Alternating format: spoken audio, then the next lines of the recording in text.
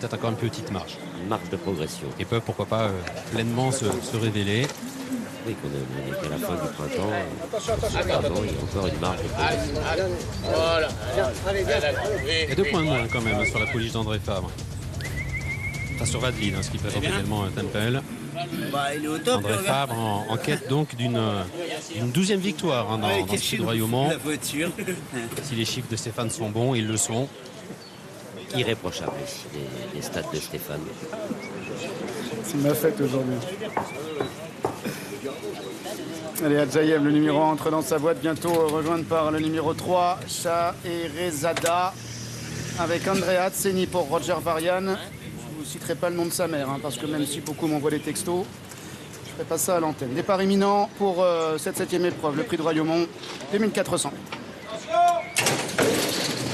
C'est parti pour le 7e rendez-vous, Prix de Royaumont. C'est un groupe 3 disputé sur 2400 mètres avec un excellent départ de Scheherazada qui vient à la corde. Bien parti également le numéro 8 Temple et le numéro 1 Adjayev qui attend le numéro 2 Alzima qui progresse maintenant avec Sébastien Maillot pour venir s'installer en tête à son tour.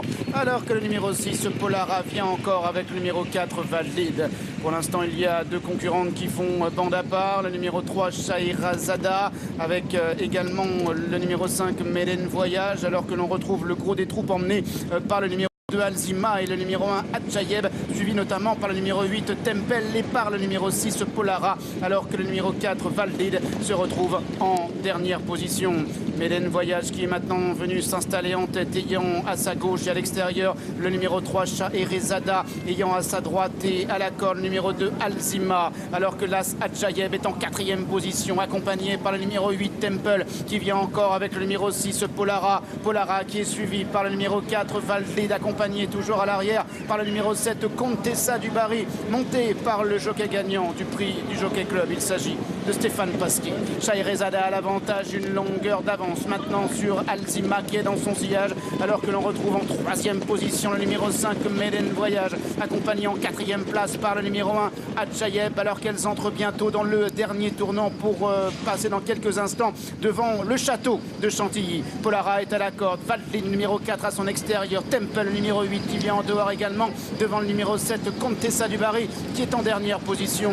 Scheherazada a l'avantage devant Meden Voyage, le numéro 5 qui vient 2e. En 3e position à la corde, il y a Alzima avec le numéro 1 Adjayev qui est en 4e position. Temple se rapprochant à l'extérieur, Polara étant maintenant dans son dos avec Valid également, le numéro 4 qui est à l'arrière-garde, alors qu'elles entrent maintenant dans la dernière ligne droite. Scheherazada a l'avantage à son extérieur, Meden Voyage en 3e position, Alzima accompagné maintenant par le numéro 6 Polara qui se rapproche, le tir avec énormément de ressources, Olivier Pellier qui attend l'ouverture alors qu'Adjayev est lancé, accompagné par Temple également, accompagné également par le numéro 7 Contessa du Barry, alors que le numéro 4 Valid n'a absolument pas l'ouverture. Polara en revanche a trouvé le passage et a maintenant plongé à la corde avec Meden Voyage qui se défend bien devant Contessa du Barry, et à l'extérieur le numéro 4 Valid qui tente maintenant d'allonger ses grandes foulées, mais c'est trop tard car Polara a créé la décision et s'impose. Valid est 2e, la 3e place pour le 7 Contessa du Barry.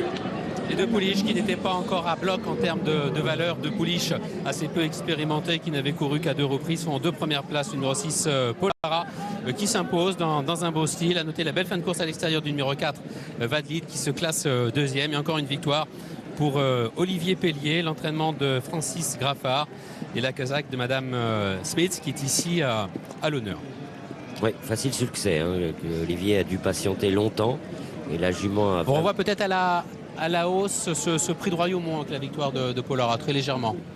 Allez, oui, pourquoi pas. Parce que je pense qu'elle aurait gagné beaucoup plus plaisamment si elle avait eu le jour plus tôt. Et ce qu'elle fait, voilà, si c'est des juments de tenue comme ça, enfermées, et qu'elle met quand même un coup de rein, c'est intéressant. Et puis on va commencer à spéculer pour le Diane, ça c'est sympa. On commence à parler du Diane aujourd'hui. C'est dans 2 semaines.